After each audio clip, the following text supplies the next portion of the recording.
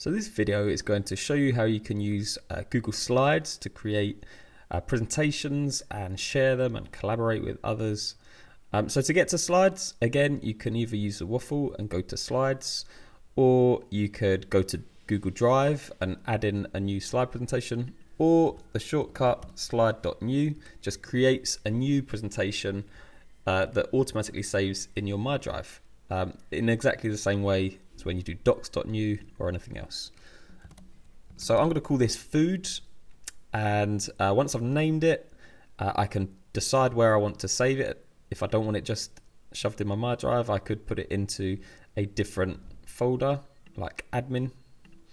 If you put it into a folder, it will sometimes just warn you that if you've shared that folder with someone else already, then they would already have access. So that folder was already shared with user one. So now when I click on share, it shows that user one already has access to this folder. And I can change that. I could give them temporary access or remove user one, or maybe share it with user two as well and make them an editor and click send. Just in the same way as you share documents in Sheets or Docs or anything else. So from here, these are text boxes, and if you've used Microsoft PowerPoint, you probably know most of these buttons and what they do, so I'm not going to spend too long explaining how this works. You can add new slides and add a title, so I might just say food. But if I think in the exam it asks you to, I'm just going to delete these ones, it asks you to create a couple of text boxes. So I'm just going to create a text box here. I use the icon text boxed. You can probably go to insert text box as well. And I'm going to try and think of some of my favorite foods. So I might type in here pizza, and if I want to do another one, I could do the same thing again, or maybe I'll just duplicate this. Oh, there isn't a duplicate. I'll just copy and paste. And maybe another food I like, hot dogs. And you could do that and have a few more text boxes. Now, if I want to insert an image, I could go to a new tab and then search for a picture of pizza, and then let me show you pizza and do an image search. Now, if just a tip when you're searching for images, especially if you're putting them into a presentation, if you want to get images that don't have a background, if you go to the tools button, you can go to color and you can choose transparent. And that means that these images won't have like the solid color behind them, which is quite useful in presentations if you don't want it to, you don't want the kind of square block. And another useful thing I sometimes do is I just search for large pictures so that they'll be higher quality. And once you've got one, so if I want to take this image, you could copy and paste it, or you can actually just drag it. So you can drag it, and if you've got a few tabs open, you can do a few different things. And I'm just going to drag it straight onto the page, and it should create that image. And I already know that this won't have a background. So maybe I'll put that underneath. I mean, it doesn't really matter here because I've just got a plain white background, but if I put it, maybe there is a background. Anyway, is there a background? Maybe I need to drag it from here. Let's try it now.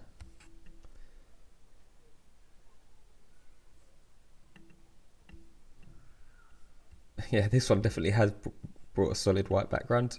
So I'll move that one out of the way. Hopefully this one, yeah, that doesn't have a background. Maybe that's what you need to do. Maybe you need to enlarge it and wait till you get this kind of checked background. Anyway, now I've got my pizza. The point I was trying to make is you don't actually need to do that. You can just insert an image directly from insert by going to search the web, and it opens up this sidebar. So you don't even have to open the search tab.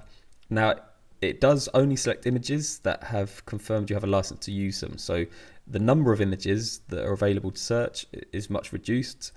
So bear that in mind. Sometimes if you can't find an image you're looking for, maybe have a look just on Google image search. But remember, you might not have permission to use it, but I'm sure no one will actually check.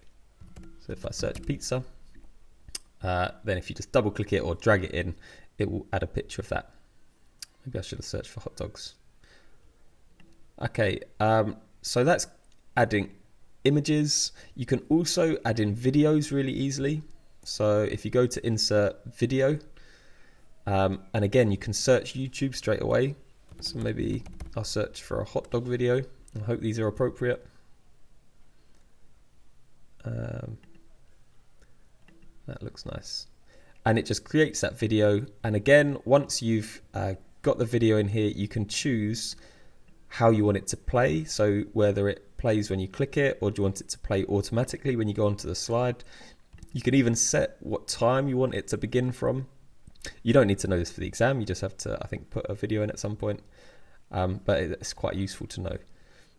To view your presentation, you can just click this present button. And then as I click through it, I've got the images I've put on, and then that starts straight away. There's a few other things you can do. If you're ever presenting, you've got more than one screen. The presenter view can be quite helpful because it comes with your speaker notes and a few other things that you could maybe put into a different screen. But yeah, again, you don't need to know that for the exam.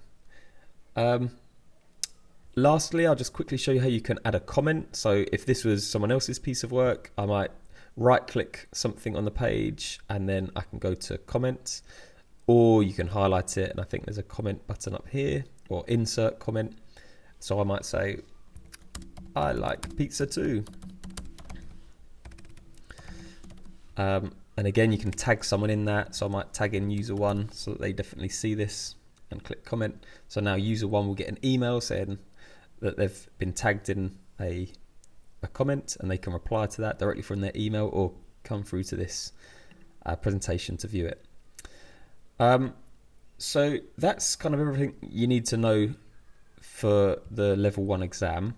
But there are a few other kind of tips or tricks that I might just show you if you're interested. So feel free to stop the video now or continue watching. But one of the things that you may have used in PowerPoint before are transitions and animations. So if I want to insert some animations on this page, maybe I need to select it first. Insert animation. You can choose what you want to happen for which thing on the page. So is it one of the text boxes or one of the images? So at the moment I've selected this image and it's automatically done fade in on click. So you can choose, maybe I want it to fly in from the left on click, or you can set it so a few of them are grouped together so that all the pizzas fly in at the same time, and the speed. If I want to add another one, I can add an animation. Maybe I need to select the other. Yeah, that's right. So if I've selected that, that's adding animations for this pizza. If I select this one, or maybe the text box, I can add an animation for that. So maybe I want this one to spin on click. And then you can play it just to see how it would look. So when I click that one, pizza flies in and hot dog spins round. So anyway, that's how you can add a few animations if you want to.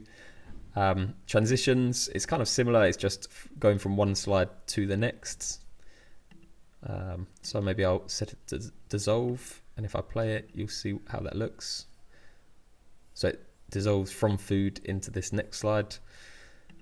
And lastly, I'm just going to show you actually a couple of things. When you're presenting, down at the bottom, there's a captions button, and now it will convert my speech into text in real time. So this could be really useful for maybe if you're teaching any students with EAL or doing things online. It's not perfect, as you can see, but it's getting better all the time. And lastly, I know I said lastly, but this is actually lastly, there's a trick. If you want to share this with people in another way, or if maybe you want them to view it, but only you don't want to see all of these extra bits, just the slides. If you change the URL that you're going to share with them. So up to where it says /edit. So here's the ID of the actual presentation, but here it says edit and blah, blah, blah. If you change that to preview, now when you press enter, it will show you your presentation, but it's only the kind of the slides itself. You can't see all of the editor or anything else. So that's quite useful if you ever share your slides. And another trick is if you change that from preview to copy, this is called force a copy. So now if I take this into another tab, when I paste it, it will ask me to make a copy. So if you've ever made a presentation and you want to share it with people, but you want them to create their own copy and they have to do that before they can view it, then you could just share this link with them.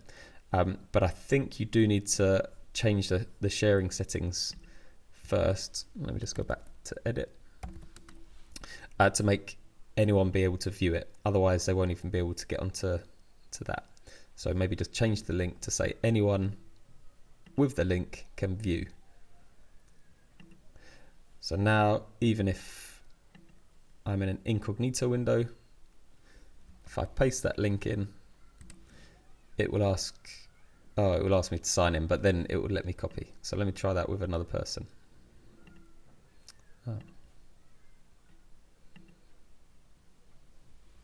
So if I paste that in, it will just say, would you like to make a copy of it? And when you click that, it will make your own copy. And this is separate to the one that you've done. So I hope that was useful. And yeah, good luck with your presentations. And there are some tasks underneath the video in the description. Good luck.